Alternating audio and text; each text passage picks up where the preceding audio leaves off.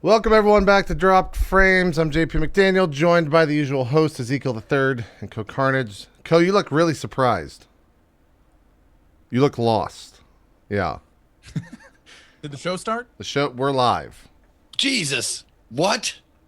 We're live. You know why we're live? You know why we're live right now? I mean, we're supposed to start at 2 o'clock, so that's why we're live. No. The reason why we're live right now is like because you queued. Don't go around the issue here. You queued up that fucking song too early.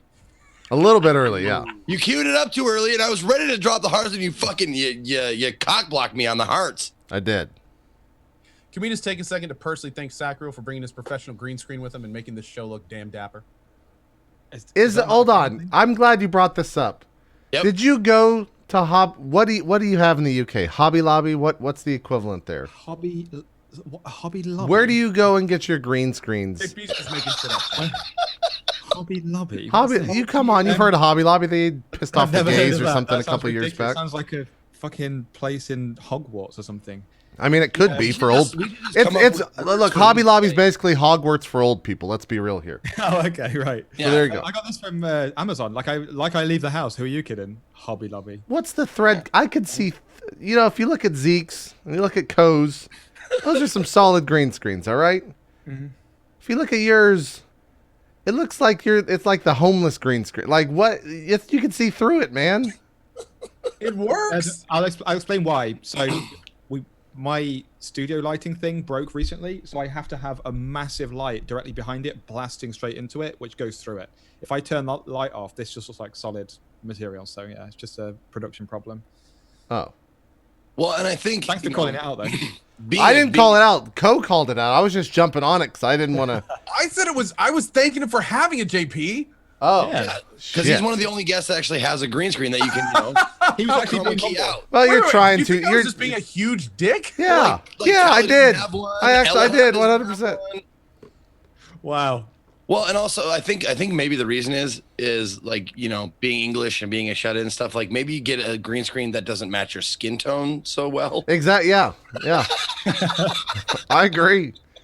Sorry, is this roast of Sacriel or is this drop frames? What's this? I mean, if this was the roast of sack, you'd I'd be be crying. much worse. Yes. Okay. As Zeke has, you've roasted Spamfish Yep. and you. Yep, and that's it. We've only done 2 roasts. Weren't you and supposed to do Gassy? we're supposed to do a lot of people. There was supposed to be a lot of I was like on that list. tentative roasts Yeah. that never happened. Oh. But goddamn, we got to get back. I mean, So what you're saying is it's hard to run a show week to week, Zeke. That's what you're saying? It's hard to get 4 people in one place. Is it? Like in a month, in 1 month. Is it? Oh, Yeah. huh. Okay. would've thought? Interesting. I feel JP, we know you validated. run good What, shows. dude? Don't sprain your fucking elbow, patting yourself on the back. Jesus. I can't. Okay, I guess you could sprain your elbow. Okay. No, I just get tired of the week to week. Where's But I wasn't in charge of it though. That's the thing. I'm not in charge of that. Oh, okay. I got The you. guy in charge of it is doing his absolute best. It's Sour Kool-Aid Show, and Yeah. Oh, he's that's right. doing That's right. all sorts of awesome shows lately. And But no, also like, 2 kids, a wife. Gassy had to call out. I had to call out. Like he did everything great, but it was just the universe was not working in lockstep with it. So I get but no, that. yeah, I think he's talked about doing more roasts, and now he's doing all sorts of crazy stuff on his channel. It's really interesting to check it out every so often. Nice. Gonna be there this weekend. And At I'm his still- place? Well, yeah, I'm still struggling to find a way to Skype in for the role playing. So if anybody lives out in Portland and you got 4 hours of Wi-Fi to give me, Oh, because you I'll don't have take it. internet to do. Okay. well, I mean, I'll be there. I mean, I'll figure it out. But I'm gonna be out there, and we're gonna do a Valentine's Day show on Sour Kool-Aid Show with 2 stand-up comedians, DP and Ron Jeremy. What? Nice. Yeah. Has that been Really? announced yet, or did you just announce that? Yeah, it's been announced. It's just now I'm on Drop Frames getting the word out, like Getting the word out. Valentine's show with Ron Jeremy on the Sour Kool-Aid Show. Nice. He gets big names, man. He did Andrew WK He does, yeah. months ago, and now Ron Jeremy. He's got connections. That's Well, it's all from him doing like stand up. Like the stand up people like are really close knit, and You're right. there's a lot of like celebrities that do stand up like on the side that you wouldn't expect. Like Sir Mix-a-Lot. He does stand up on the side. Really? Yeah. Is it any good? Like, yeah. And Ron Jeremy is emceeing a stand-up show in Portland the night before on the 13th. And so he said, oh, hey, I mean, DP was like, hey, since you're going to be there, why don't you come over to my place? Nice. I mean, obviously he's not doing it for free. What what time does that go on? Let's just full on promote it. It's gonna be like in the evening of the 14th. So I'm like 8 or 9. I'm guessing 7, 8, 9, Gotcha. somewhere in there PM Pacific. And it's twitch.tv/Sour Kool-Aid Show. Yep. Cool. You'll be hosting it, I assume, here. Oh yeah. There you go. There you go. I went off on a tangent there. No, I mean that's we've said it before, but that's what this show is. It's just a tangent, just 3 hours of tangents nonstop. Guys, it's February and there's way too many games out already. Like there's actually too many games out right now. I want more time in the day to be able to play more games. I want to play Firewatch. I haven't touched it yet. I think Coh's played that. Have you touched it yet, Zeke? Zachary, I don't even know if you will touch that. It's not really part of your wheelhouse. No. Zeke? Firewatch. Yeah, Firewatch. Do you have any interest in I'll that? pick it up. I'll definitely pick it up. I heard it. I mean, if it's got a good story, then I'll definitely be picking it up. Yeah, I guess let's just start with that since we're talking about it. It's only 3 hours long, or 3.5 hours long is what most people are completing it in. Oh, really? Okay. Yeah, so it's kind of a shorter game. I was going to think about streaming it this morning, but then I was like, well, I'll just do that later. That's way too much in one single day. But Coh, you've played it. I did. And you got to talk about it without 80% really, really good. Yeah. Did you not like the ending? Because that seems to be the big point of contention.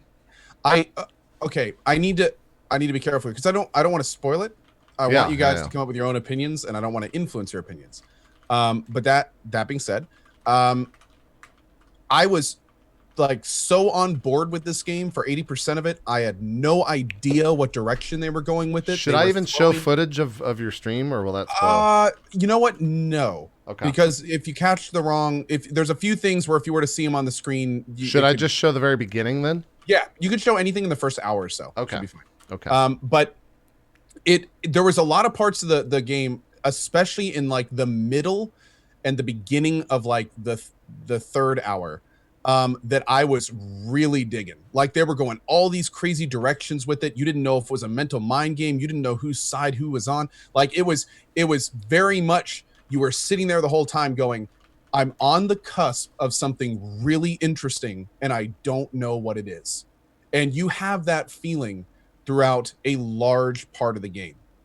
Now here's where it gets, it's not like there's just nothing there. It's not like the game just turns off. I mean, there is very much culminative stuff, but people are very torn on what the game developers are like mean by it. Like some have said that it's really good and meaningful because they're making a statement. Others have said that what are they doing? This is so lazy. Like it's very much eye of the beholder kind of stuff, very perspective based. Okay. And that's one of the reasons I don't want to say pretty much any more than that, because I'm looking forward to next week where hopefully you guys have played it and we can talk about it a little bit more. Okay. It yeah, maybe. It's very Lusty to me. Remember Lust, the show? Oh, yeah. Yeah. That kind of sense of unknown and adventure, and you're on the cusp of something really, yes, strange. Just watching now, like it's got that very much like abandoned. Where am I? What's going on? A little bit. Cool. Yes, and you're in the middle of nowhere. I mean, you can't contact society. Like at some point, there were people in my chat going, "Man, this is a real Soma vibe to it." Like it was there. And like I said, a good 80% of it, I was not only liking it, but I was commenting to the chat. I think when I was streaming, I had like 13,000 people in there. It was very. It was a weird game on Twitch. Lyric had like 67,000. Lyric had over 60, and it's like what? What? And actually, a non-English speaking streamer had like was it Dreads? Yeah, I think it was Dreads. I don't remember the name. But no, maybe it was Gronk. I think it was Gronk. Yeah, I think it was Gronk. Yeah. But it was crazy. it was there were some parts of it where like they start getting into stuff, and I was literally like, oh no, they're going this way with it. Like, oh, this is gonna be crazy. Like, I can't wait to see what they do with it. I can't say anymore. Gotcha. Yeah, I think for me the biggest. I'm a huge Ollie Moss fan. I don't know his specific title with the game. I want to say he's like the art director of this game, But he's done a bunch of like one-off posters and stuff in the past for video games that are all fucking amazing, and they sell out immediately whenever he posts them on his website. And the reason that I want to play this game so much is because I just love the look of it. Like, this is, if you've ever seen any of Ollie Moss's work, this is like quintessential Ollie Moss feel and look to the game, which fucking looks gorgeous. And just seeing you go through it, like, I really want to see what it looks like on my own PC at max graphics, because obviously it's gonna look better than a stream does. It is. It's kind of cartoony, so there's a ceiling for how good it can look, you know. Sure. But I mean, the gameplay, the voice acting, the world. There's so many things about this game that make it like I still recommend it. Even though I have my own set of issues with it, I still recommend people play it. It's one of those games where it's like, don't play it for the ending, play it for the journey. You know, play it for the experience. Is there any replayability? Like, can you do it again but differently, side with different people, go a different route? I've heard that you can. I'm gonna say no. It's not like a dying light. Not a dying light. What am I saying? Until Dawn. It's not like an Until Dawn where a different playthrough will get you like totally different sides of the story and stuff. But there is. As someone told me that there's like 10% replayability. Okay. Like you can't change any of the big things, but there's like, you know, there's a few lines There's of dialogue options, that can be changed, and you can sometimes get little hints. There's a secret ending that I haven't seen that apparently doesn't add too much. Because that was the first thing that I said when I heard secret ending. I was like, oh, maybe it explains stuff, and they're like, no. So how much is it? $20, I think, or 30. Check real quick. I got it right here in front. I don't know what I paid for it. I bought it already. It's $18, $17.99. Okay. Yeah, I was gonna say, if it's only that long, it better be under $20. Yeah. 3 hours. Yeah. 3.5 hours. Yeah. It can. I think it took me about 4. Okay. I mean, you could, you know, it's guided open world. So it is, you can go wherever you want, whenever you want, but the game very much guides you to certain locations at certain times. And, but you know, I could have spent more time just running around. There were parts of the map I didn't explore. So, you know, you could probably spend 4 to 5 hours if you really wanted to, but you could get done with it in 3. Mm-hmm. Yeah. Interesting. Yeah. Did anyone see this coming? Was it like can't wait for Firewatch? Because it was. It had some indie hype. There wasn't a lot of like big hype behind it, but there were streamers like Bike Man. They actually, this was pretty cool. They actually released an hour preview version. I didn't even hear about it until I didn't know that. Yeah, the developers are actually giving streamers a 1 hour preview version. Now they did this little thing where the save from that didn't work in the main game. So unfortunately that turned a lot of people off because they didn't just want to replay the same hour of such a short game. Yeah. But it was, you know, a kind of cool initiative, and there were some streamers that streamed it, and it generated a nice little bit of hype for it when it came out. They didn't do any major advertising initiatives or anything from what I understand. I feel like on NeoGAF and Reddit and other caves on the internet, this game was like really, really hyped. Like this was like the first big release for a lot of people of 2016, along with XCOM as well. But a lot of people were super interested in this. And when I heard yesterday that it was only 3.5 hours long, I was actually kind of upset. Like, I wish this game was longer. I haven't even played it yet, but this game could be twice as long.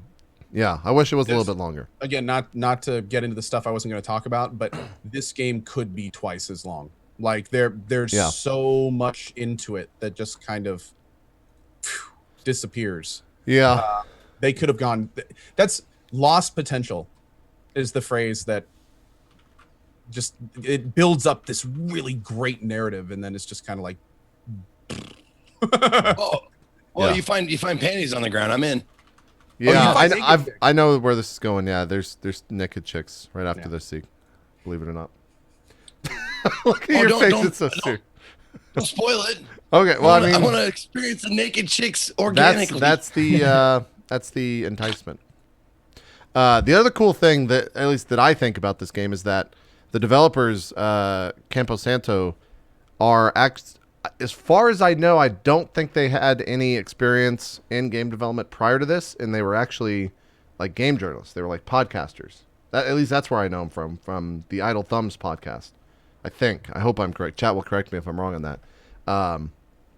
But it was really cool to see those guys, you know, people that have been looking and critiquing games for years, jump into the actual game development world and kind of switch sides. And I also wonder what it's like for them to have people talk about their game the way that they're talking about it. 'Cause that's got to be an interesting shift to being on the other side of that, right? So I hope they do like an AMA or tweet about it or something like that. It'll be interesting to see if they do or not. But I know I'm definitely going to play it. Zeke, I think you already bought it. That's what you were asking how much it was. Yeah. Yeah. So he's definitely going to play it. No, I actually just bought it because not only because of today, but because like for the last 2 days, people have been asking me, "Are you going to play Firewatch? You're going to play Firewatch? I think you really like it. I think it'd be right up your alley if it's Firewatch." Because it looks like a game that doesn't require skill. Yeah, it does. So I can Not at all. fun with it. Okay, so But chat that's is called a correcting me. mystery game. There you go. Chad is correcting me. Apparently they were, I got that incorrect. They were game devs who worked on The Walking Dead that did a podcast that got huge, and then they went back and made their own indie studio. So There you go. there you That go. makes sense why they've got the hookups for good voice actors then. Yeah, the voice acting, I think, and Co can attest to this. I think that's like the main point of the game, like, or the main strength of the game. It's really, really good. The voice acting is good. Yep. Yeah, I'm interested Agreed. in seeing that. So that's that. I think the other thing that at least three of us, I don't know if Sacriel has jumped in at all, are super into has been XCOM. And Co's got a... We all have our own rage stories. I think Co might be the most validated in the sense that he should have beaten the game. And so should... It happened to Dan's Gaming as well the next day. And it happened this morning to Richard Hammer. Really? Was he playing on Iron And Man? he's playing on Iron Man. See, that's why I'm not like pushing my playthrough, because if I get to the end and it's on Iron Man, I know it's gonna fuck up, and then you can't do anything. And the worst part is I didn't try this myself. I assumed it was this way, and was later confirmed that if you get the bug, you can't just keep replaying the mission and hope it won't bug out. Like, it always bugs if you get the bug. So it's like in the save file or something. Jeez. It really sucks, dude. That It's- sucks. I've not heard about this. What is this? So in the final Is there a chance that you won't get it? Yes, there have been people that have Okay. beaten it. I haven't seen any streamers with it yet, but they're basically, and let Sacro know, the very last mission, right before the very last room, your save can bug, the game crashes, and then when you load it back up, every single save from before or from after starting that mission cannot load. No auto saves, no hard saves, nothing. If you try to load a save game, it immediately crashes your computer. The only thing that works is if you load from the world map before the mission, which if you're playing Iron Man, you don't have access Yeah, to. you can't, right? Wow. So, yeah, if you So get you got all the way. You got all They that fixed way. What? Are they fixing it? Have they responded publicly? Sacriel, what do you say? Have they come out and said, "Jesus, that's incredibly bad. We're on this"? Or Well, I actually was in the position where the 2K guys were watching my stream when all this happened. So they saw my 25 minutes of on-air troubleshooting that I tried to do in front of, I think at the time, like 16,000 people Yeah. of trying to fix the game. So I got an email from them afterward, and they were like, "Hey, we're super sorry about this. We really want to know what's going on." And they sent me a little code to put in my launch options on Steam, which I then did, and I loaded up and it crashed, and then a white window popped up and it's like collecting valid information, uploading to 2K server, et cetera, et cetera. So they're doing their best to fix it. They actually have since asked for my saved games. So they Sorry to really interrupt. want to Sorry to interrupt. But did you see me just kill the fuck out of somebody? We'll get on to the that, screen? Zeke. We'll get to it. We'll get to it. Sorry. I'm But sorry to interrupt. But I had to say it. I saw Totally it. cool. It was awesome. Short answer, 2K is doing their best to fix it, but I'm not sure they know what the problem is, which is really unfortunate. That's Because yeah. Yeah. That's gonna slow down my playthrough for sure. Like I'm in no rush now to finish that.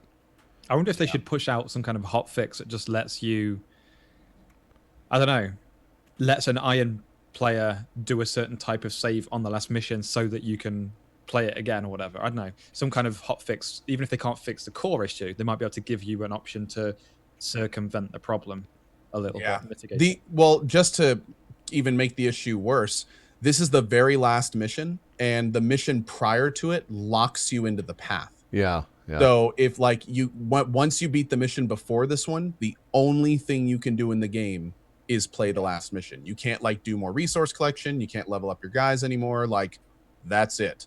So it's kind of like a worst case for Iron Man players. It's really unfortunate. Wow. Yep.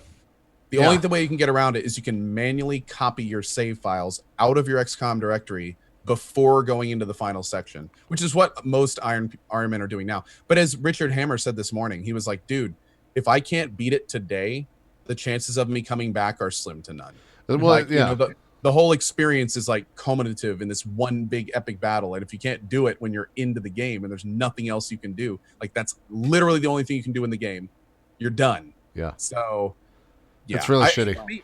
If they tell me tomorrow that the bugs are fixed, I'm gonna have a hard time going back. It's like, what do? Turn on my stream for 30 minutes in XCOM and then switch games? Like, Yeah. I don't know. It's become really awkward, unfortunately. Yeah. Wow. I think Dan's in the same boat. I don't think he has any intentions of going back whenever it's fixed, even just to see it. So you didn't I'm watch almost like more the liable at this point to start a new game. Yeah. Did you watch the YouTube video or the YouTube ending or anything? No, I don't want to see the ending because, you know, I do want to beat it eventually, but I've heard the ending's decent, which makes it even worse almost a little Yeah, bit. that's a little that kind of puts salt in the wound. Apart from all that though, this game's really good. It's great. It's a fantastic fucking game. Like Well, I just have a question for I always pronounce his name wrong. Sacriel. We're I getting was there. calling Sacriel. Sacriel at the end. Anyway, this seems like a game that you would pick up. I'm just wondering why you haven't. I have played it, and I'm a massive XCOM fan. Okay. When the first XCOM came out on like PlayStation, like 15 years ago, I played the hell out of that, like thousands of hours when I was a kid. Yeah, big fan of it. The problem is, with it being a single player game, my core community are just like, we want to watch you kick the shit out of people. And if I'm sat there going, oh, 90% shot, click, miss, oh, my character, it's just AI, it's a single player with lots of RNG. Yeah. I will get like a quarter of my normal viewership because it's me playing a single player with RNG, as opposed to me using my abilities as a gamer to defeat people, which I find more challenging and rewarding. So I love the game. I've played it for probably 20 hours or so far. It's just, unless I can stream it, I can't really play it because I basically wake up, stream for 10 hours, do stream admin, messages, whatever, and then go to bed. So it's not like I have like days off where I just sit and play games for myself. Gotcha. So I love it. It's a great game, but it's not for my channel right now. Sure. Makes sense. I think that's what I like about it. That's what I absolutely love about it. Games like this, like Darkest Dungeon, where I don't have to be quick, like with my actual like hands, like physically quick. Mhm. I can plot out my stuff. I can think about what I'm doing. And it's can be really painful for some people to watch, I'm sure. I'm like, oh my God, I think the people that watch XCOM understand that though. Like I probably spent, I don't know, 15 to 20 minutes yesterday on a single round because I was faced with like that decision of like, if I fuck this up, that person's probably gonna die, and I really don't want to lose that soldier. And so they get into it. They enjoy that intense decision making, and they also just like making the comment like, "What? Just fucking make a decision. Like, what the fuck are you doing? You obviously want to do this." And I love that aspect of it too because I don't get upset with people backseating me in this game at all. In fact, I'll go to the chat a lot of times and be like, "What do you guys think? Like, what would you do here? Should I nade that guy first, or should I try to like slash that guy first?" And they get invested in it as well. And I think it actually makes it for a better viewing experience, especially like watching Zeke here grow in this second playthrough. Just be a fucking. When you died, I've never seen my chat erupt in like anguish and sadness as much as they did. You were erupting in anger. You were about to. Oh, I got fucking real upset. Yeah, I got really upset. You like did the highlight reel. I was expecting a eulogy. Like it was. Wow, yeah, it got real in JP's chat for a little bit. It did. And it also happened with Strippin the day before, who was kind of like my prize fighter in that run, and he basically just got RNG'd. Like he was behind full cover. I posted this on Twitter. I'm sure some of you have seen it that are watching. He was behind full cover, and the snake that shot at him was disoriented, and he did 7 damage to him and one shot him. And it's just kind of like pronounced snack. That's true. I was just like, How, like, come on, man. So And then, under like a 10% shot. yeah, I mean, maybe even lower because he was pretty far away. And it's just out of nowhere. Like, I had no fear whatsoever for Strippin in that particular situation. And he just gets one-shotted by the snack. And I can't tell you how many times those that just everything's going beautifully, and then the commander guys are like marked, and then from across the map they're like crit for 11. Yeah. And it's just like, what are you supposed to do? And then of course your chat erupts with, this guy's terrible at XCOM. Yeah. This guy's I the love that, worst. though. I love it. I love it. It's like, what am I supposed to do? There was like, I'm as far as I possibly can be. I'm in full cover. So this particular moment is where Ezekiel the Turd came out and Ezekiel Berserker the Turd. that's true, yes. Came out and won the hearts of many with the craziest play I've ever done in XCOM, pushing him up in between two of these guys with one of the fucking, I forgot, the Archons right behind him. Because I have to try to get to this container, and I'm really far away, and I only have 2 moves left. So I put you right in the heart of all those guys, and you end up living. Like, the 2 fucking, what are those, mutants? Mutants, yeah. Mutants? Yeah. The 2 mutants are literally 1 square from you on both sides, and you kill both of them because of Blade Storm. Bladestorm, yeah. It's just like, and then you kill something else across, and then like this spawns, like, it goes... Oh, and you had a fucking whatever those things are called. Yeah. I forget what they're called. The Codex or whatever. Codex, yep. Yeah. The RNG was so strong with you that Strippin had to die. Like, Strippin died in this mission. I was like, I'm totally okay with that. We should have failed this mission. I was God and Strippin was like Jesus who died for my sin. Yeah, I was just like, I'm totally okay with the fact that Strippin died. Because there's no reason that Zeke should have lived through this. It was fucking insane. I look way more badass than I really am. Yeah, no, you have a cigarette in your mouth. Oh, do I? You got a backwards cap. You got your chops. Yeah, the chops, yeah. Oh my god. There's so many, like, if you get. Okay, go ahead. I'm sorry. No, I was gonna keep going. The very small one. I feel like this particular character, the Ranger, once you get to Untouchable, which is an ability that if you gain a kill, the next attack on you misses no matter what. Yep. It is like unfathomably strong. Like, it is so fucking strong. Because the other thing too is if people come in your range and you have Blade Storm, you get an automatic weapon strike on them. And most of the time that's going to do like 8 to 10 damage. You're going to get a really, really high % of killing someone. So you can just be like unkillable. And that's what your fucking character did so long in the playthrough, that he was just unkillable the entire time. And then I had the hair trigger on there, so you would just keep getting actions after actions after actions. You would get like 4 or 5 kills in a single turn, and it made no fucking sense. Dude, if I go back and play this again, I kind of want to do like a Ranger only playthrough. It would be very strong. Rangers are they're just so fucking versatile, and they're fast, and they can do melee, and they got a good base weapon. Yeah, and you can change it from their shotgun to a rifle and go long distance. That's what I did. Yeah, I do actually want to assault do a rifle. full specialist run myself. You like the specialist? Is that the specialist? Is one with the drones? Yes, and having like one support specialist and then 3 combat. That's what I have right now. Later, dude, they are so good later. Yeah. And that AoE pulse they get down the road, and the combat, dude. Once you start to use those combat drones, the guaranteed damage ones, Yeah, it's just insane. And the amount of damage you do to mix and hacking, dude. I hacked and took control of a sectoid. yeah. You mean It was so much fun. not a sectoid? You mean killed all of his friends and then stood him in the middle of my team while they all killed him. Sectopod. Sectopod? Yeah, Sectopod. And that was oh man. I've watched. So fun. I was watching Dan's Gaming. He actually, and I haven't gotten to that point yet because I'm playing on Iron Man, and if someone dies that I really care about, I'll just restart. He got to the PSYOP stuff and was using domination, the mind control, and that actually seems like broken. He was like, at the beginning of every mission, he would be like, all right, I guess we'll grab this guy, and he'll grab the, most of the time it was the armored unit that when he dies, the armor comes back alive or whatever that thing, the anthropod or... Yeah. Those are nasty. I forgot what they're called exactly. But he would grab one of those guys every mission, and then just use that thing as the main tank, and it was like he was unkillable.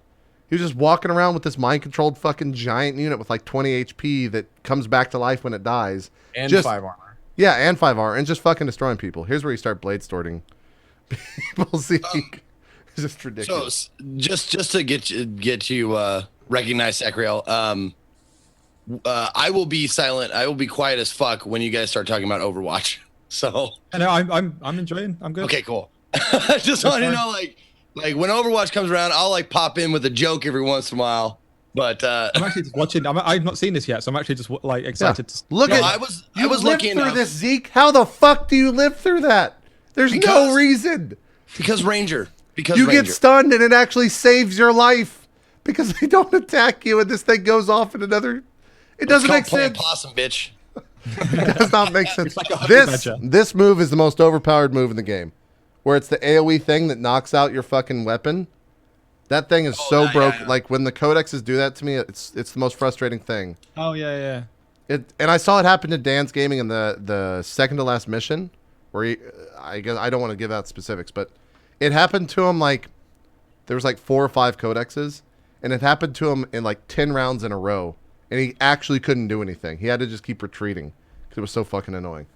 But yeah, I don't know. I love I was XCOM. okay. I had and if you play this with your like chat and you're not like, you know, This is a you bad have- move, by the way, chat. Don't just disregard what I'm doing right here.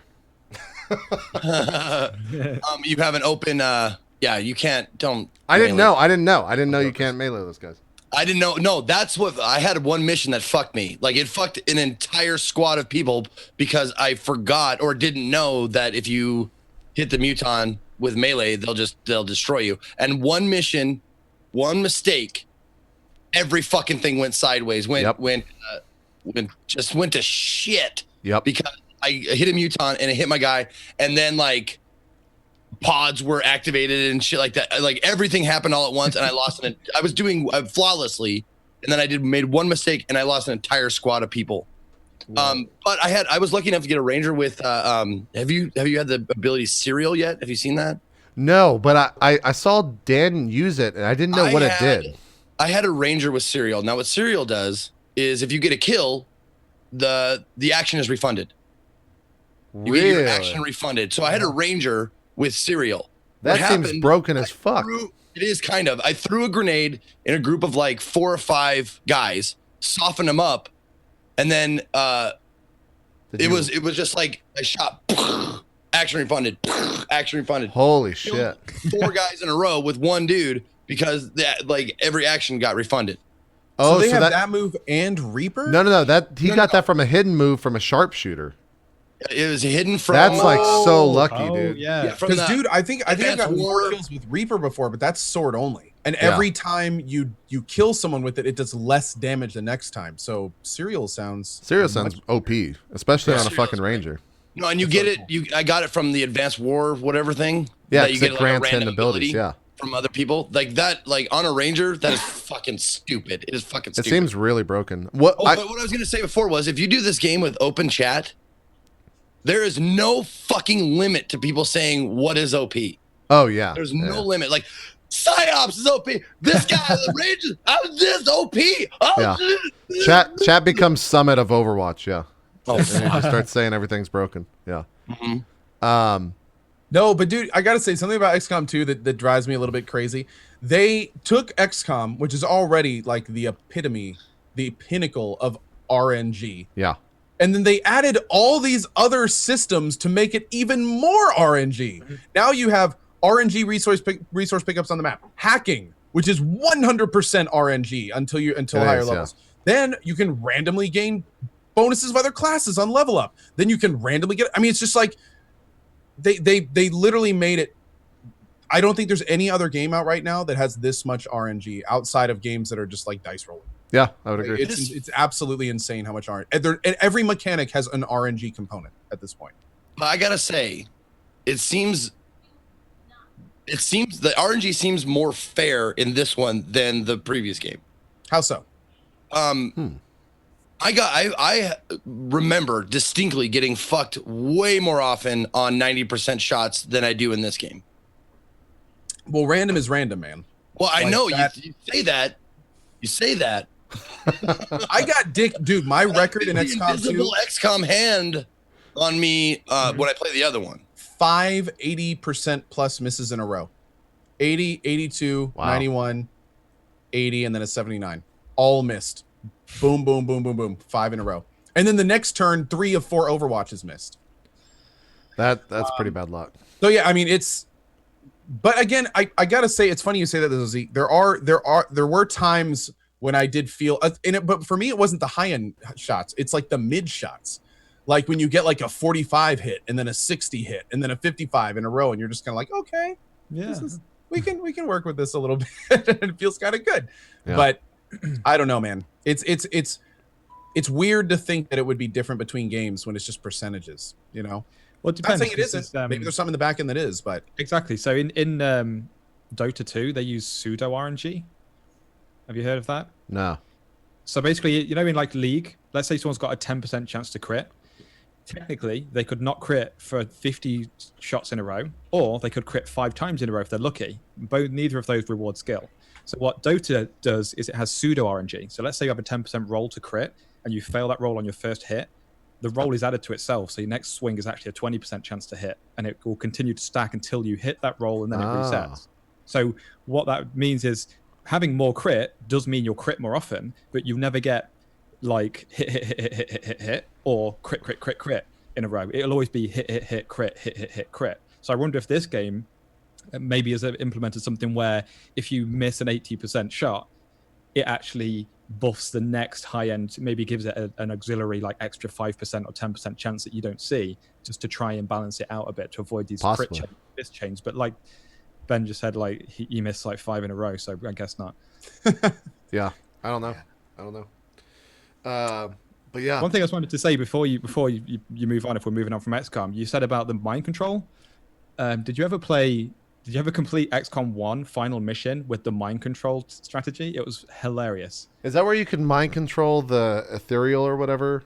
You mind control the chrysalid. So you go in with 6 mind specialists, and you basically aggro the first pack, you mind control a chrysalid, and you run it across the map till you find another chrysalid. Then you get your next guy to mind control the next guy, because you don't need line of sight from the player. You just need like vision of the creature. So you can literally chain mind control until you're in the room with the AI, like the brain, the alien brain, and then you just mind control a guy with a grenade and chuck a grenade on it and kill it. So you can kill it in the first turn without even leaving the dock room. You just mind control your way all the way. Pretty hey, viable real strat. quick, JP, if I turn my camera on and off, I won't mess everything up, will I? Right, yeah, but we set it up so you can do that all you want. I saw it was skipping. Thank you. How did you fix that? That's crazy. All I can do, if I turn my camera on and off, it starts working again. I don't know what causes I'm it. talking about JP, like not swapping us around. He's in the it's last supposed to be at spot. the end. Yeah, Oh, okay, gotcha. yeah.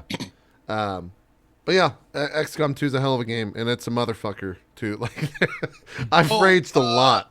I might have to restart. I found out last night.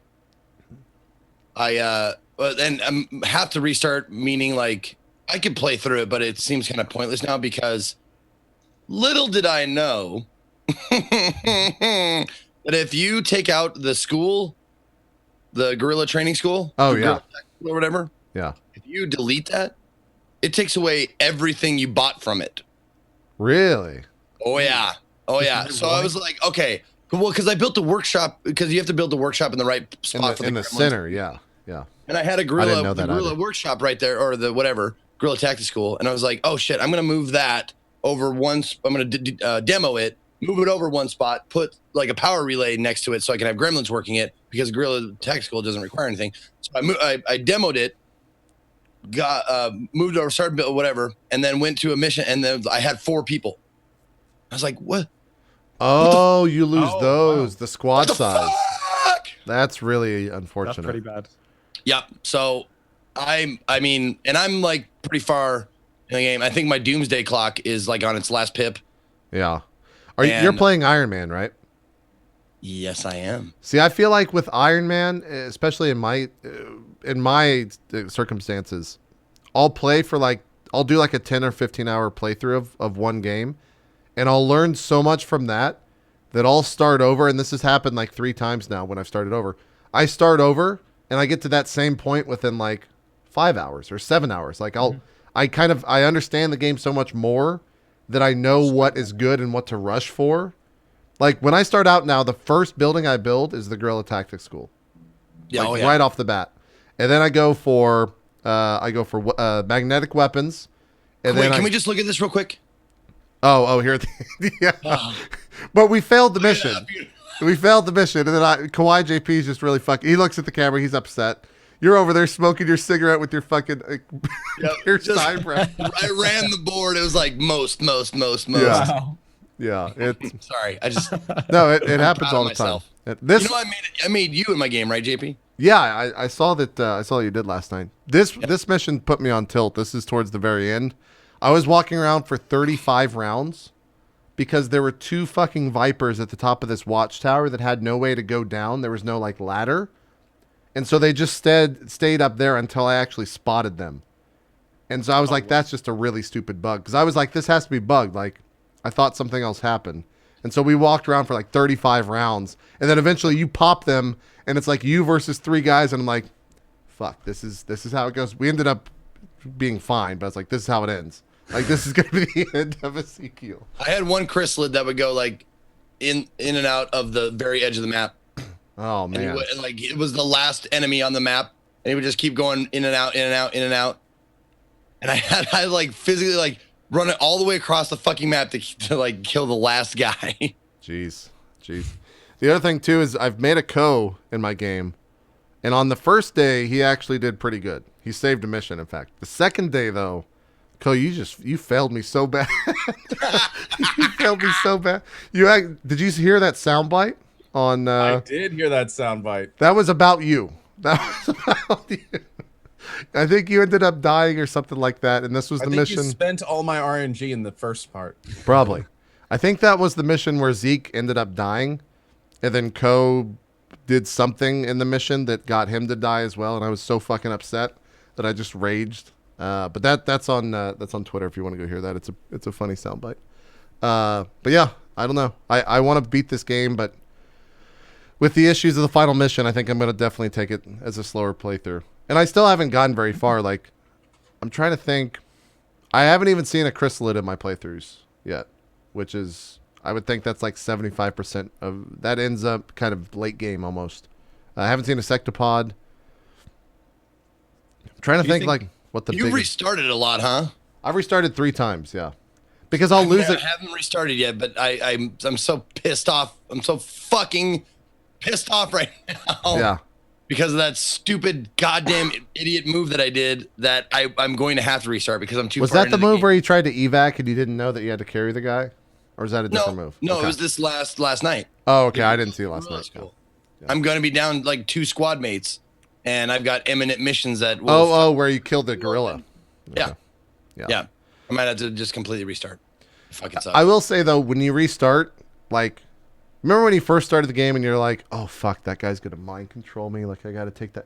Now when I see those guys, I'm like, all right, fucking let him disorient or let him just waste a move trying to mind control. Like, I don't care about the fucking sectoids at all. Right. I'm just like, those guys are not a threat. And the normal guys are not a threat. It's like, oh, here's a fucking snake. Okay, that's not so bad. Like, I'm at that point now where I'll see enemies and I'm just like, yeah, that's not the worst. When the snake does the grab thing, you're like, cool, that guy's not going to die.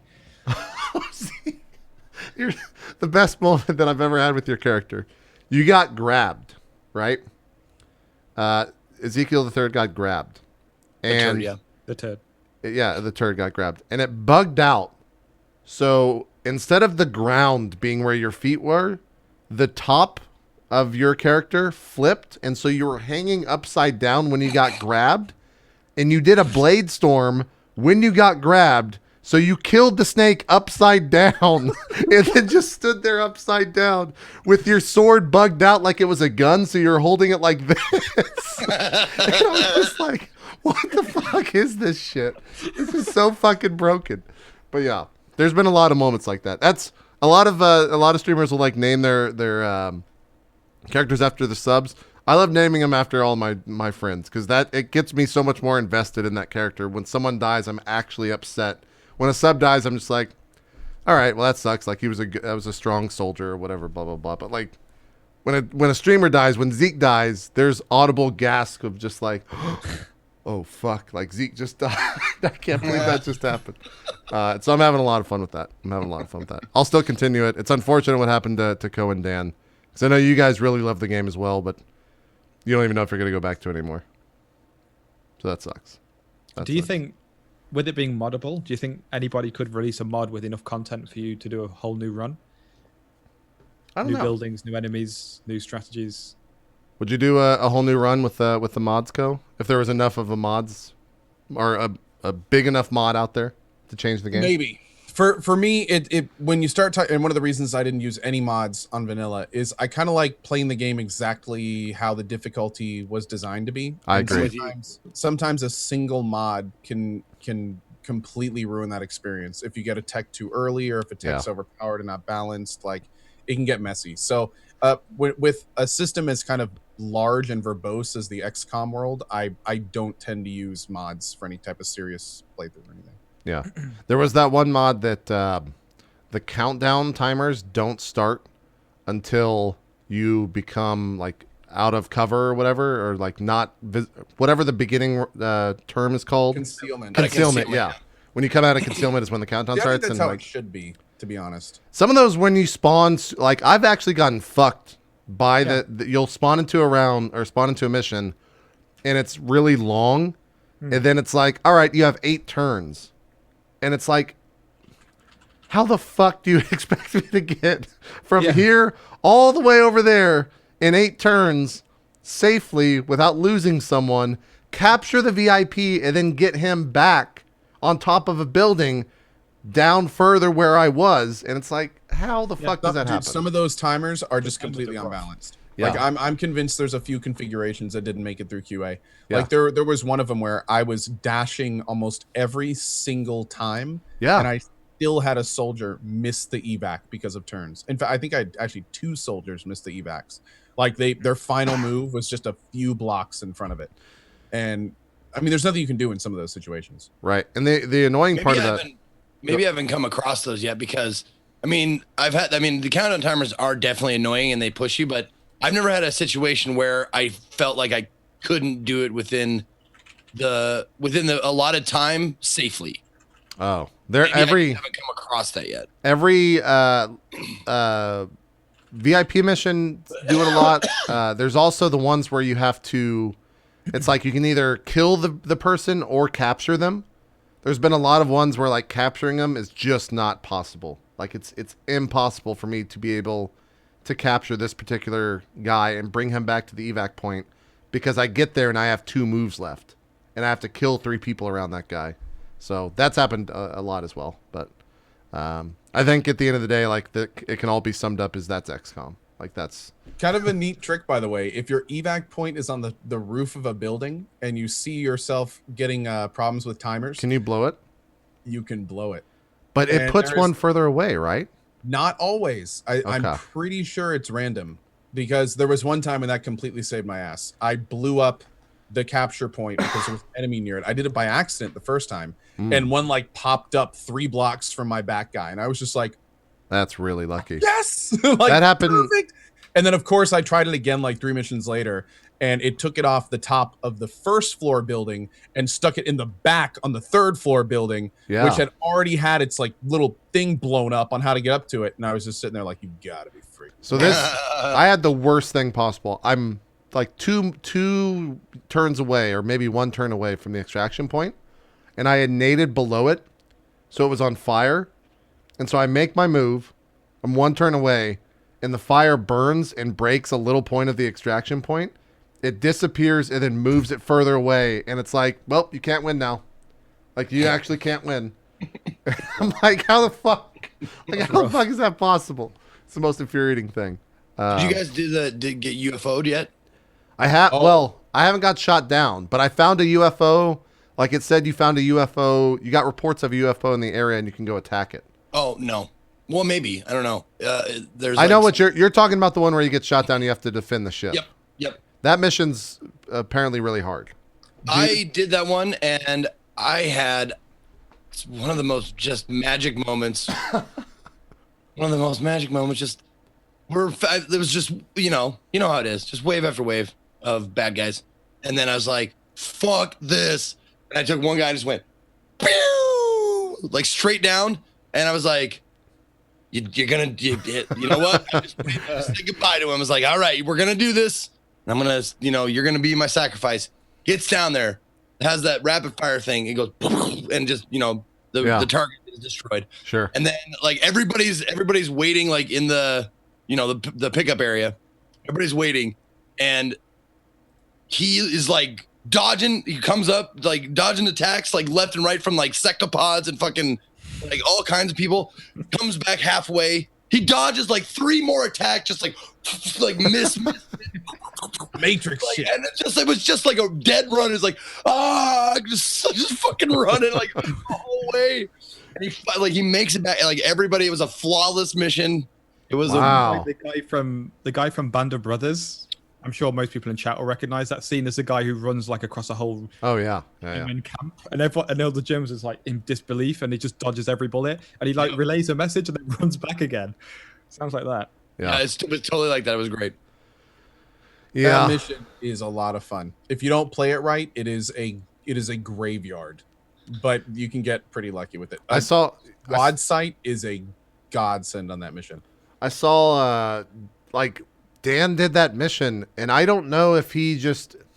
I feel like there's a point in the game, and we were talking about this a little bit, but like towards the latter half of the game, your characters get so strong, and you get such amazing abilities that like, I think Dan was at that point. He was super late game. That mission was just a joke. Like he never got touched. He would just mind control someone. He put everyone else in Overwatch. He was just like he never actually had people shoot at him, because he was always killing them in Overwatch rounds. Jeez. And I was just like there's no threat to Dan. He's literally just fucking around right now. Is he doing veteran or commander? He was doing, I think he was on veteran. I've heard there's a pretty big leap from veteran to commander, and even bigger leap from commander to the last one. I know veteran to commander, the HP bars are much more higher on enemies. Commander was tough, man. Yeah. I mean, I was not Iron Manning it, but it was still there were a few times when it got pretty hairy in there. Yeah, and the perfect example of like how much of a motherfucker veteran or commander is to veteran.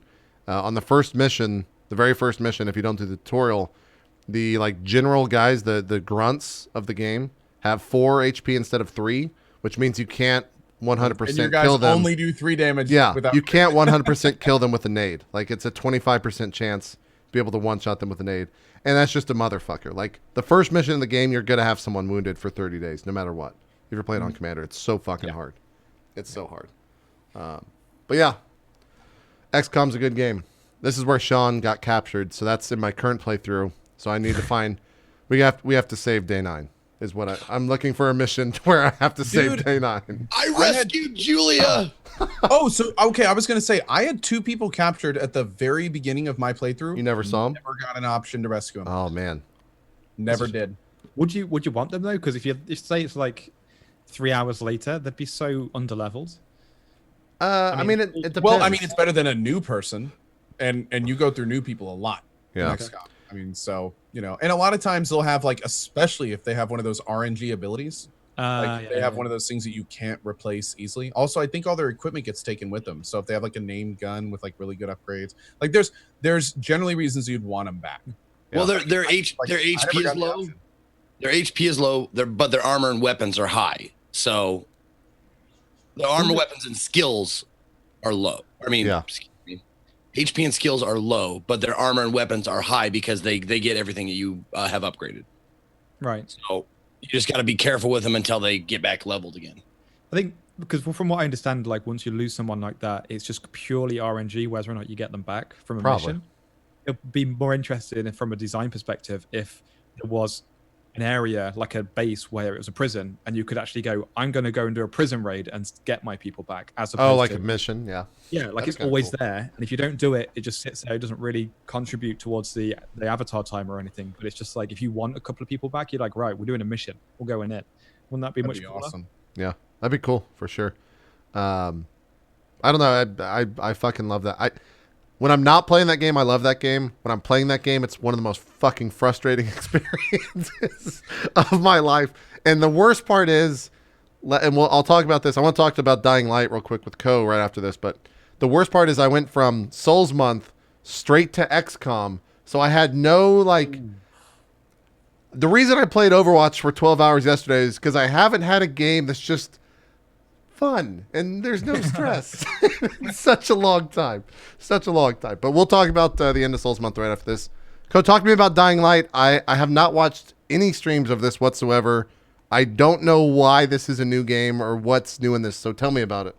Okay, so recently 2 things came out: Dying Light Enhanced Edition and Dying Light The Following, which is a DLC, but honestly, it's more like an expansion. Okay. So they added all sorts of new things. There's now a game mode called The Following, which puts you into this brand new area. There's now a drivable vehicle that you can fully upgrade. You can loot more things out of cars. There's an entire new set of weapons, guns, all sorts of things. There's also a new legendary skill tree, which lets you level up outside of it. There's a new difficulty, Nightmare, which gives you more of that legendary experience and does all sorts of game-changing things. Like all your attacks take stamina. You can no longer use your pulse to find items. A lot of enemies get a lot harder, and don't show up in your map anymore. So it's a lot harder to go around at night. It's just generally a whole lot more. There's this whole new story arc that's really interesting. I don't want to spoil it too much, but I will say that it without spoiling it, it has to do with people not being affected by zombies, which is like a big deal in the Dying Light world. So, and it really kind of extrapolates out on that. There's some very interesting parts. I'm not too far through the main story. There's also a full this like trust system where you can do all these side missions and gain levels of trust with this community that lets you get more missions unlocked and stuff like that. But really, and there's also a whole new driving skill tree. So there's like an entire new tree that you level up and do stuff in there. But really, at the end of the day, it's just more Dying Light, which as somebody who played the absolute... You really like this game, yeah. Yeah, the original. Oh, I loved it. Yeah. Not only did I love it, but when I started playing The Following, I was really kind of frustrated because you can load your previous save into it. All your items, your levels, everything can get loaded back in. And I didn't have mine. I haven't had mine for over a year. And then, you know, you have to play through the prologue of the original game before you can load it into The Following. So I did that, and then I loaded into The Following, and then someone said, oh, you know, you should try Steam saves. And I was like, yeah, like that's going to work. And then they were like, no, check it. And sure enough, I did. The second I do that and fire up Dying Light again, it's like, Steam has detected a new save from February 2015. Would you like to load it? And it was my old perfect save game. That's awesome. So I've been playing on that on Nightmare difficulty, and it is hard. Like one of the zombies at night can 3-hit you in a combo. That's good. I like that. Boom, boom, boom. You're dead from full health. Is it still scary as fuck at night?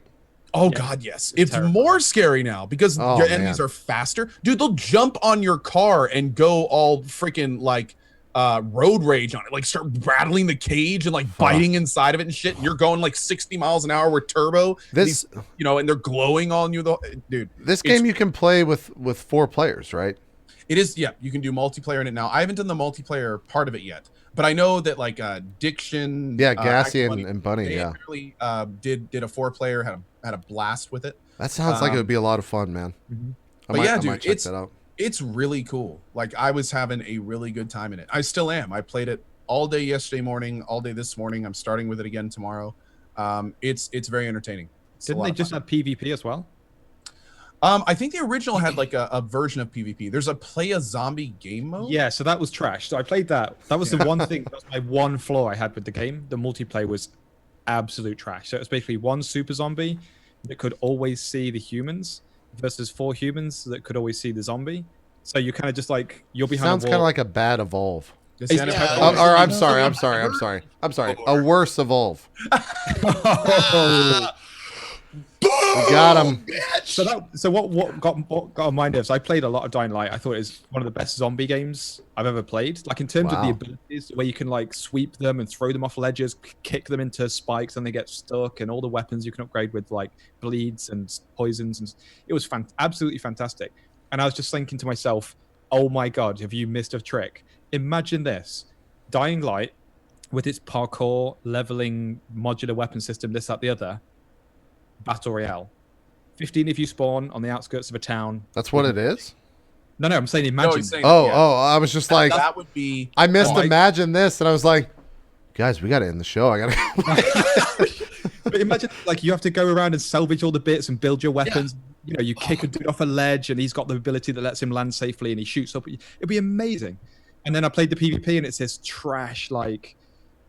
Oh, Now, I'm going to be honest with made you. me so I angry. don't know if they've improved the PvP at all. There is the co-op side of it is apparently great, but I don't know if the PvP has been improved. They are missing a trick there. That engine is built for a battle royale. 20 dudes in a city parkouring it around, fighting. I wonder. A tower at the end or something. Drop kicking them off of buildings and shit. Oh my Some god. dude swings at you with a baseball bat and you time your grab and you literally fling him off a wall and shit, off a ledge. Dude, I gotta say, any battle royale with an extensive parkour system would be awesome. Like, How does I'm for that? That would be so much. Like, imagine just running and chasing people through buildings for supplies and shit. Yeah, exactly. It would be so good. I wonder. Great idea. I don't know if you guys know this answer, but when it comes to the co-op in this game, are you playing on dedicated servers? Is there a host? Like how? One of the players is the host. One of the players is the host? Okay. I'd be blown away if they had a dedicated server. Because I do not yeah, think playing co-op on this game. because I'm thinking in the hardest part, from my understanding of designing like a battle royale game, is getting a server that has high enough performance with 16 players connected to it, to where it doesn't bog down everyone else. Mm-hmm. So I Oh, feel like that's going to be the issue. As a quick note, Biteman just said they fixed the PvP. You can only see humans, and they can only see the zombie at proximity and not through objects. Oh, That would make it a little more interesting, at least. Kind of, but it's such a basic level game. Like the PvP is like you spawn as a zombie and you literally have this leap that goes like 3 blocks. So you spawn, there's a marker for a human, and you leap, and you're on top of them, and then they just sit there going, I can hear it. And they aim at you, and there's this stupid thing where they have a flashlight, and if they aim it at you, you get stunned. So you like rush at them, and they just aim at you, and you go, and you're stunned. And you just it's just the most basic. that's pretty It's bad. like a child designed it. It really blew me away, considering how like the single player is like 9 out of 10, the engine's 9 out of 10, and then they just like outsourced to like Peter Molyneux or something. Like, can you sort us the multiplayer out? It was insane. Yeah, I want to play the co-op of this though. I might assemble a crew. How long? Do you have any idea how long I'd be down for that, man. the following is, Co? I've heard the main arc is about 10 hours. Okay. But it's definitely the kind of thing where there's a lot going on the map, especially that is optional. Do they even put in like big epic fights? Like Really? there's now named giant ass zombies. They look like behemoths from Fallout Whoa. 4 that have like you come near them and a health bar pops up above the top center of your screen. I haven't even tried to touch those. That things sounds yet. rad. Yeah, but I mean, there's a lot to do in the game. You could have fun in a co-op environment with, not necessarily just the main story. But the main story I've heard is about 10 hours. Can you It's real good.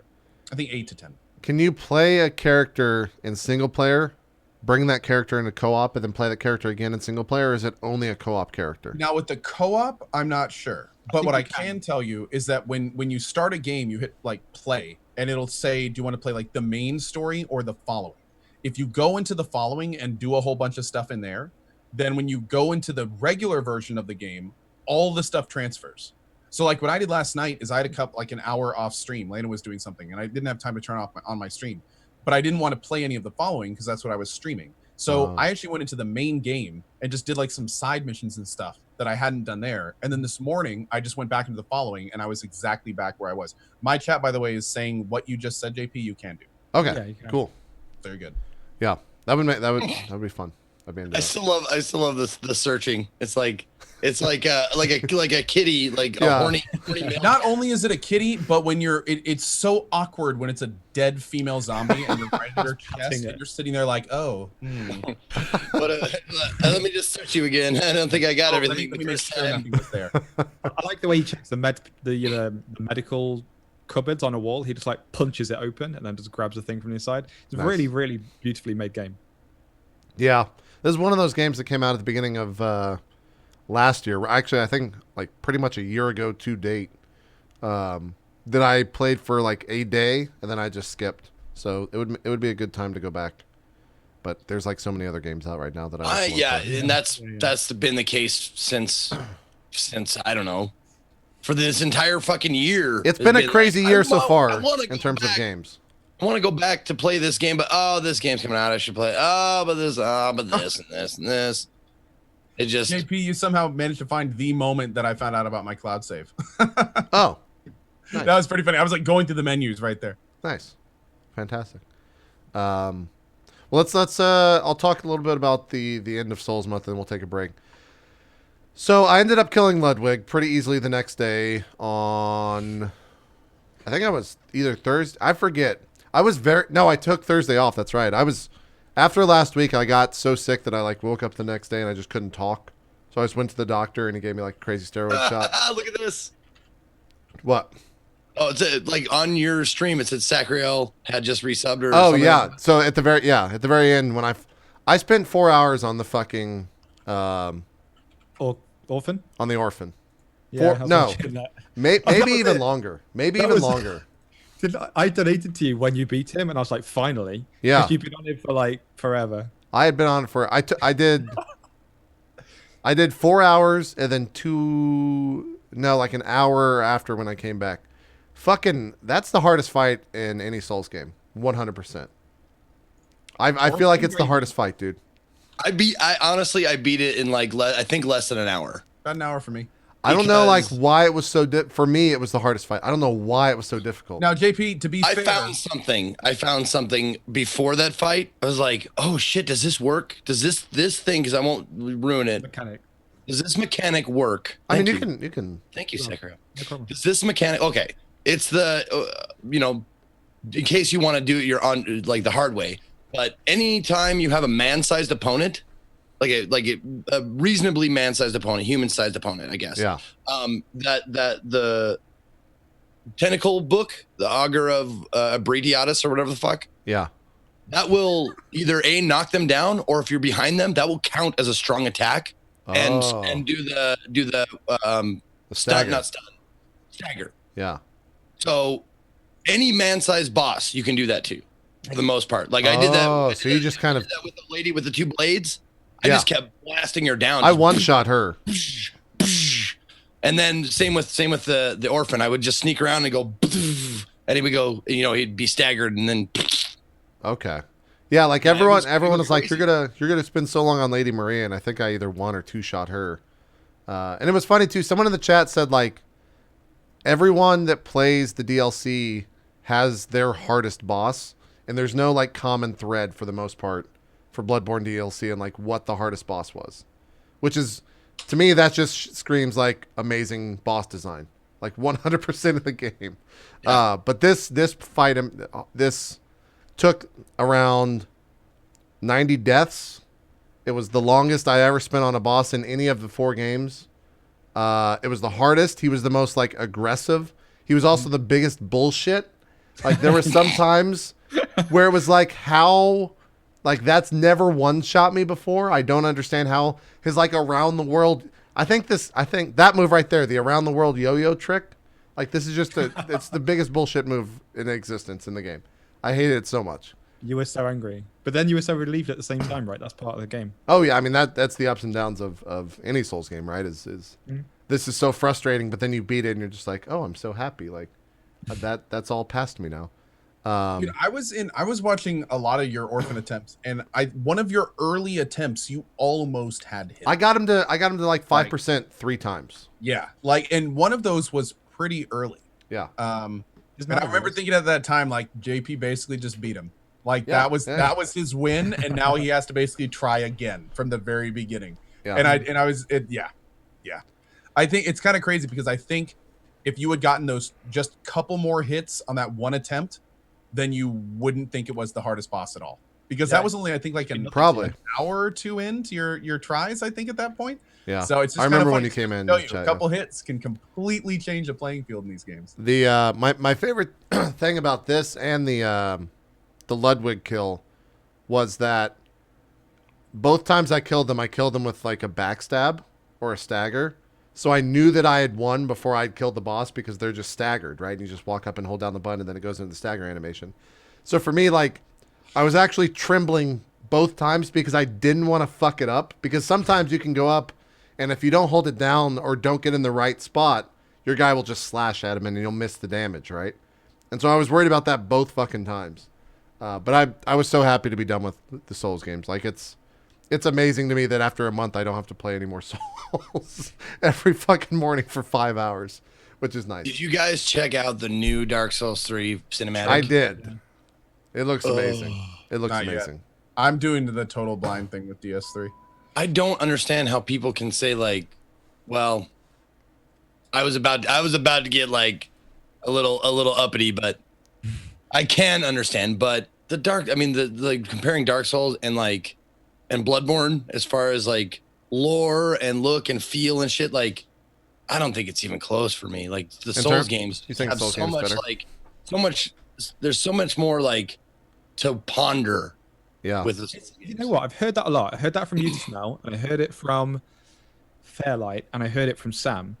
I heard it all over the place. People always say, "Wow, the lore and the backstory, and it's amazing in Dark Souls." And I've never played any of them. I think I played each of them, but like for an hour, and it's just not my jam. And I hear this all the time. Oh, it's such big backstory, this, that, the other. I've probably watched like 100 hours of it, and I've never been like, "Oh, that bit of the story ties together." It's just I'm going to go. The story is. Here's a guy that's basically a blob. He's killed me. I kill him. There's a dragon over there. Like I never think, oh, there's some kind of cohesive story. It just seems like a mental person's nightmare, and you're in a game.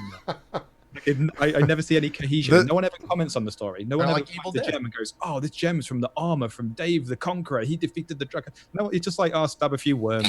I mean, those videos exist on YouTube for sure, but I think that's kind of, for me, and this will sound like really highbrow, but that's kind of like the beauty of Dark Souls or the Souls games is that the story exists, but it exists as you go through the game and you understand just from like tooltips and like the environment is telling the story. Like not so much the game. Every item has like a nice paragraph description, and like it has a little nugget of history usually within the item description. So there's a cohesive story. Bloodborne, but I just like the Souls ones. Well, it's kind of hard to compare them though. I mean, because Bloodborne and Dark Souls, you mean? Has had 4 games, including 3, to develop their world, their lore, their story, their look, their style. Bloodborne has had 1 game, and people are already comparing them.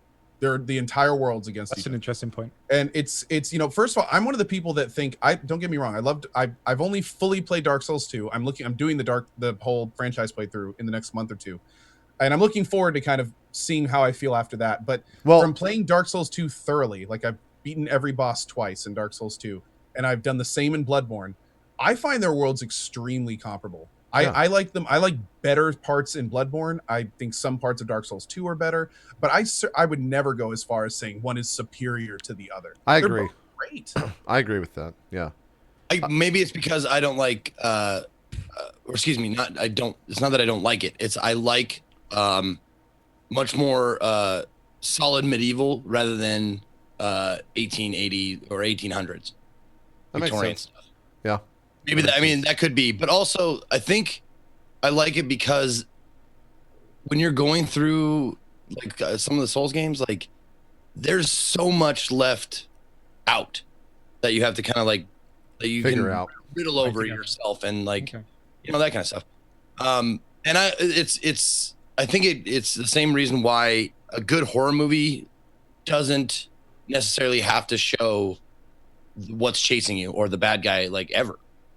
Because it just leaves it up to your imagination, which I think is so much more powerful. It's true. So this orphan dude you're fighting here, then. So is there some kind of backstory, like, oh, he's the orphan of these 2 other bosses I've killed? He's the orphan of Kos, who is that thing on the beach that's dead.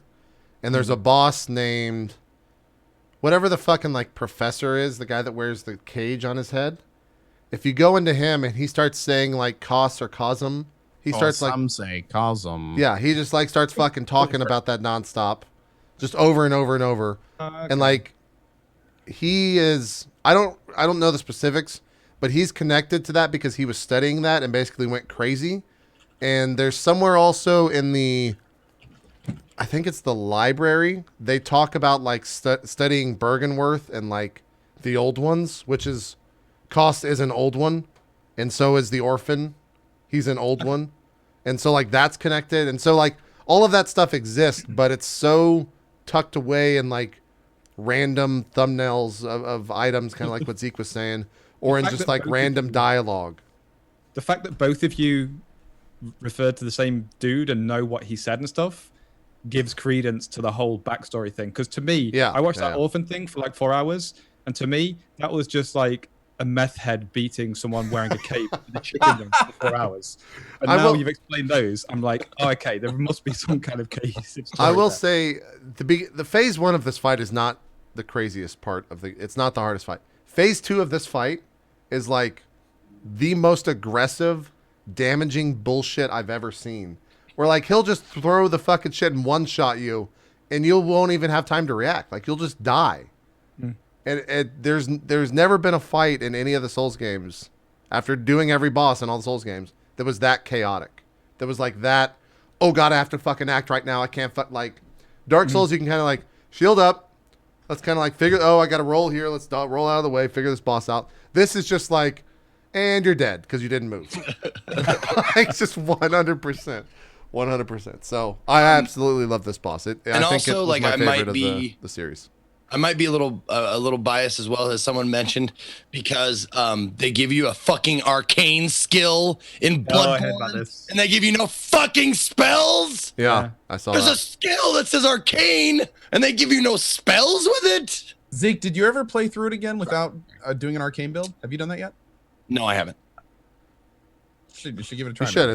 It's a good time. No, I know I will. I mean, these games you can go back to whenever you want, and like if there's nothing on the docket, you know, as far as like new games or games you like want to play right away, Yeah. like you can always go back to the Souls games because they're always fun. They're just so well done. And they look so good, and the fights are so like frustratingly hard but rewarding and that kind of shit. So Also I will for definitely us, be going back to it at some point in time.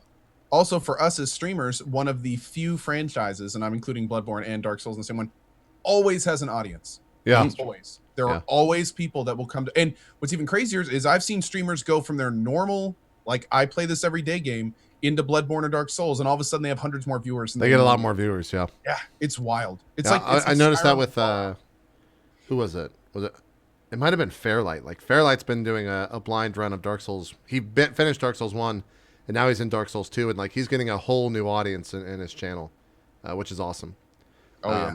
I will say with Bloodborne, I felt like if we're gonna talk about analytics for a sec, I felt like with Bloodborne it was so new, and there's so many people speedrunning this game that a casual playthrough just doesn't do well on Twitch, because there's people that are like, I'm gonna do all bosses with a fucking torch. And they beat it in like 8 hours, and I'm like, yeah, I spent 6 hours of cost casually. Or a spoon. Yeah, yeah. It's like, I'm going to use a fucking... it's ridiculous. Like, the fact that someone beat cost with a goddamn torch, it's soul level 1 or whatever, it's just like...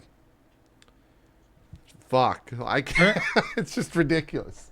It's just ridiculous. When I watch like people like like Zach Rail play like at PvP FPSs, I'm like, how can your eyes move so fast and in conjunction with your hands Oh, right. and right, your right. brain? Watching you do this shit is just fucking like it's out of I can't fathom it. Sure. And that's definitely the same thing, for sure. For sure. But yeah, thankfully Question I'm done before with we- that.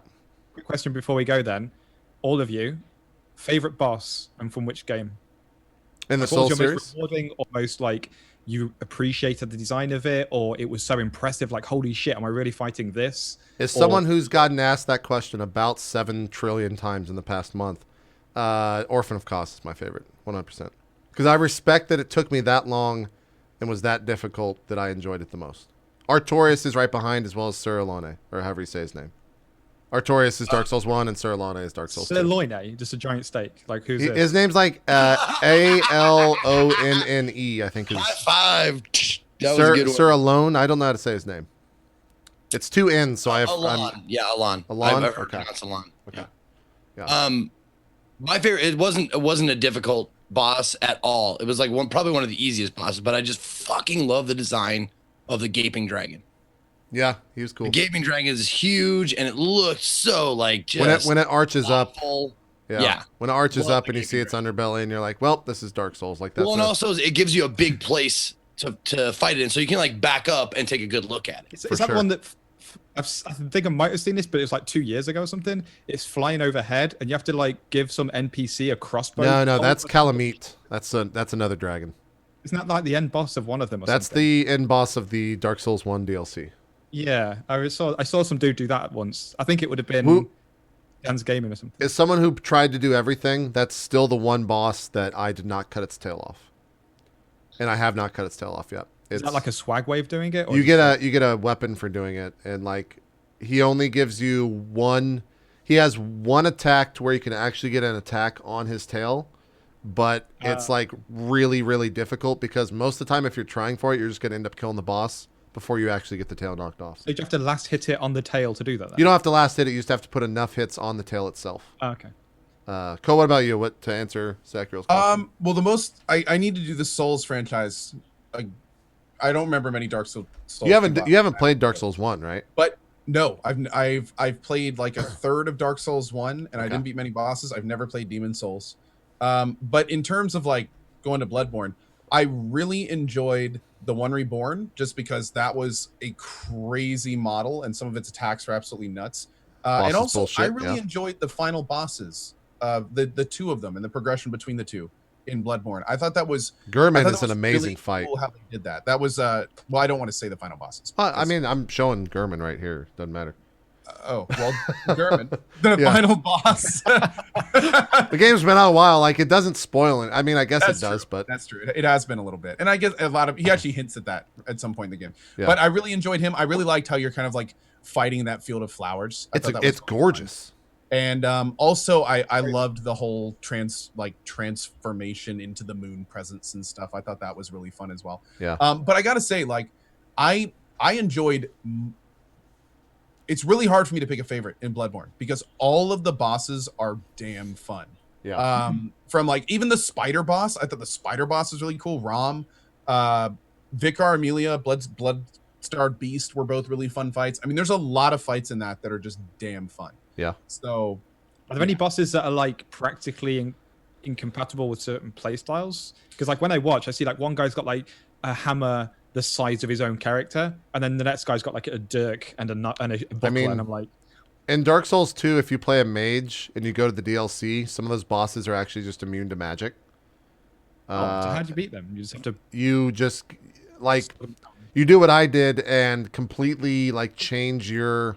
You go and get like a certain melee weapon and get it to like +10 and enchant it with whatever the boss is least resistant to, and then just play like the best you can, and that's. You have to spec up for a certain boss fight. I had to spec for 4 bosses in the DLC of Dark Souls 2, yeah, because I played a mage primarily through the main game. yeah, I was gonna say Dark Souls 2. I did a full mage run, and there were a couple bosses that were just like straight up immune.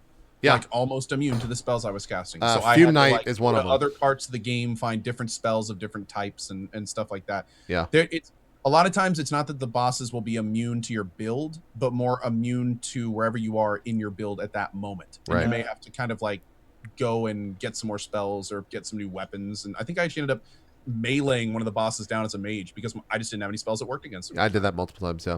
The How many shitty thing that bosses are there on sucks average is that in each game? there's 110 bosses in all the games combined. I don't know what that breaks down to. So like 30-ish each game or something. Dark Souls 2 has 46. Dark Souls 1 is like 46 in one 27. game? It's the biggest game. It took me 40 hours to beat that one. Demon Souls was 15 hours. It has like 17 bosses or something like that. Demon Souls is definitely like the weakest of them. Also, I just died to Gurman at like 1% HP. I was very upset when that happened. I was Heartbreaker. very upset when that happened. And then here's the. Well, that's actually just the ending, which is that the ending. By the way, you saw that and you're probably like, that makes no sense.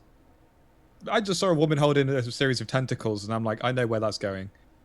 But then I realized this isn't a Japanese game. Yeah, it makes no sense. I was on. It's someone that when I fought the Moon Presence, I was expecting a super hard fight. That fight was not difficult at all. Not very difficult. Especially Still a if lot of you're. fun. It was a lot of fun. Yeah, I almost died because I was at like 1% and I couldn't fucking heal, which sucked. And I just ran around like a madman screaming until I ended up being able to heal and killed it. But it was a pretty easy fight. But yeah, that's Souls Month. It's over. Thank By the God. way, as Chad is pointing out, It is a Japanese. Oh, is it? Oh, It it's is, so it looks so medieval and stuff. I thought it was like a European thing. No, it's from a Japanese developer from Software. From software, software. yeah. Okay, so I do know where that was going. Yeah. I'm still convinced they don't know what that means in English. What, their I'm still name? convinced there was one English guy in the boardroom when they came up with the name of that studio. Just like, let's just call it From Software. It's yeah. Who knows? Who knows? The other thing, what I like about it, like the difference between when like Japanese developers and American developers like kind of have like the same kind of sensibility.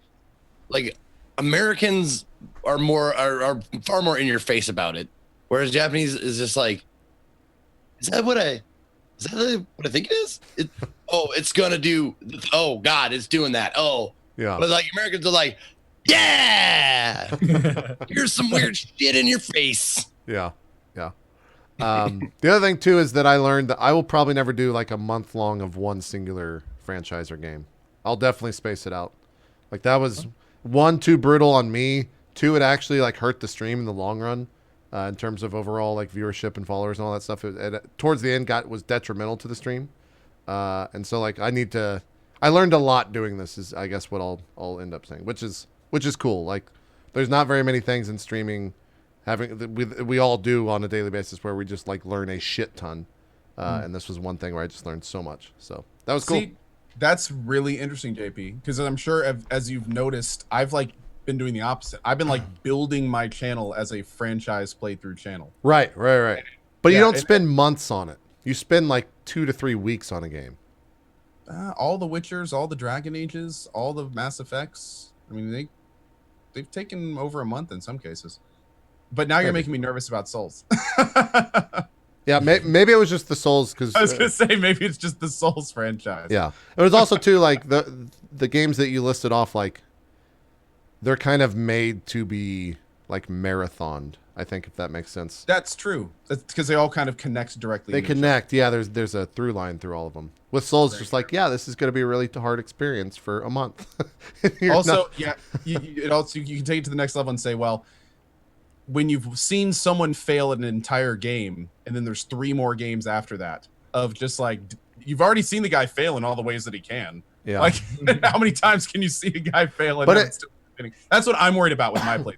At the same time, though, when you do well, when you play well, those games are actually more fun because you feel like a fucking badass when you do well in those games.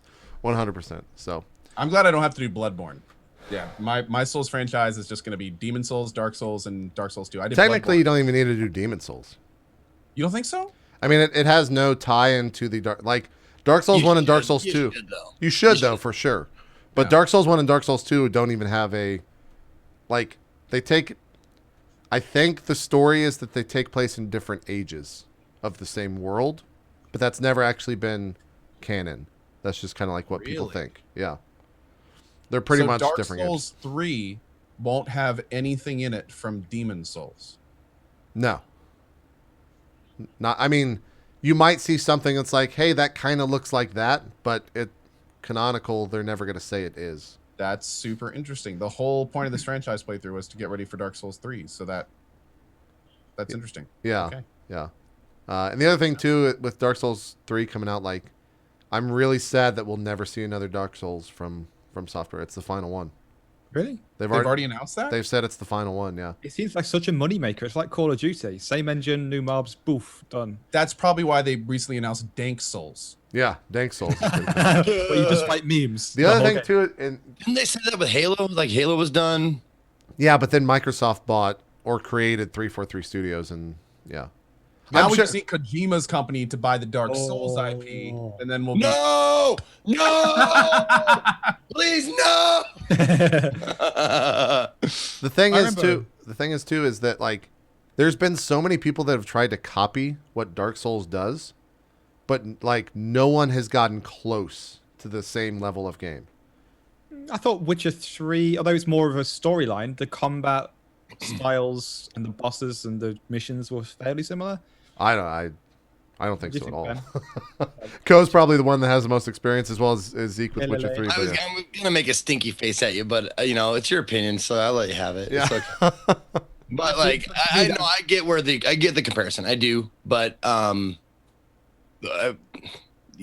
I could go on and on about The Witcher. Yeah, I think Lords of the Fallen is maybe the closest, but that game, it didn't have the same like skill curve. Towards the end of that It's like game, you were Dark just a Souls god. light. Yeah, Yeah, you were it's untouchable. like someone trying to copy like doing a shitty copy of like WoW or something like that. Yeah, Just like it feels like a copy. yeah. I remember I was watching Lethal Frag, I think it was, playing Dark Souls. Who's I think Lethal Frag's girlfriend or wife now beat Dark Souls by playing it on a steering wheel. Yeah. Yeah. She had literally a steering wheel with all the little buttons, and she was playing it with that. But anyway, I heard and about that. He beat some crazy boss, and I was just sat there thinking, I've seen everything now, because the bosses in this game are crazy looking. And I'm like, I've seen everything. This is ridiculous. And he finishes this boss, and then he carries on walking along, kills a couple of skeletons, whatever, and then gets eaten by a treasure chest. And I'm like, what is this game? Like he goes to loot a treasure chest, and it just becomes a monster, and like starts eating. And I was like, this game is just off the hook. For those of us in the Dungeons and Dragons community, that was one of the shittiest and coolest things. When you first find one of those, like, all right, I'm gonna open this. Like, oh fuck, it's a mimic. Yeah. Yeah, that's pretty cool. Oh, that's a D&D thing, is it? Okay.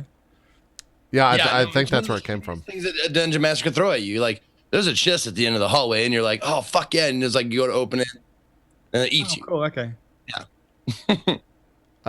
Maybe what I said was wrong. Chat was saying that it was, and I ended up Googling it. They said that it's a turning point. It is true that it'll be a turning point, but it is still not the final game for the Dark Souls series. So maybe I was wrong. I hope I'm wrong. I hope we have Souls games for years to come. Who knows? We'll see. We'll see. Well, what about Bloodborne? Like, is Bloodborne going to be Bloodborne 2? I mean, I'd be very surprised if Sony didn't already sign up for that. The second that it sold as well as it did, because I mean that was a pretty big hit for a Sony exclusive, and so I feel like they would. The business side is just like, yeah, of course they're gonna make a Bloodborne 2, but again, when you're dealing with a Japanese developer, sometimes they're like, we don't want to do that. Like, we don't chase the money that often. Who knows? And I feel like I need to clarify myself just real quick. Like, I loved Bloodborne. Don't get me wrong. I fucking loved it. I loved I love that. I loved all the Soul games. Like, it just, like, it's comparing, like, your favorite cheesecake to, like, your second favorite cheesecake. You know? Yeah. I would love to see a Souls game done by From Software in, like, a sci-fi world. Or in, like, a cyberpunk world. Or something not medieval and something not, like, that we've seen. I want to see, like, imagine like a Dark Souls in like a clean world, like a sci-fi steampunk world or some shit like that. That'd be fucking incredible. That would fucking be insane. I think, isn't there a game coming out by a little company, Cyber something? That's not it. I was gonna say that too, Zeke, but it's not the same. It's not the same. Yeah. That's not a Souls game. You're gonna have big fights, but that's a numbers thing. That's not Right. Yeah. But I agree. It would be really cool to see a Dark Souls game in the cyberpunk universe. Star 'Cause Souls. That's There you not go. a CD Projekt thing. That's they actually licensed it as far as I know for their game. So Yeah. it'd be cool to see that in that style for sure. sure. Dark Holes? That's the porn I version. think that yeah. Oh, okay. That's what Zachariah was talking about. Okay. Yeah. Yeah. Exactly. More Exactly. tentacles, please. All right, well, let's take a break here. We'll come back, talk about the return of Overwatch. So Zeke and Co can just vanish for about 30 minutes. I'm gonna go take a shower. Yeah, well, me I'm and gonna Zach go will do grab that. my popcorn. And then what is there anything else? Like, what else have you guys? Zeke, have you played anything else besides XCOM that we can tease when we come back, or that we'll talk about when we come back? I don't believe so. I think it's just been XCOM and Darkest Dungeon. Okay. All right. Last few days. Well, we'll have stuff to talk about regardless because we always do. So we'll be right back. We're gonna take a quick break. More drop frames coming up right after this. We'll see you guys then.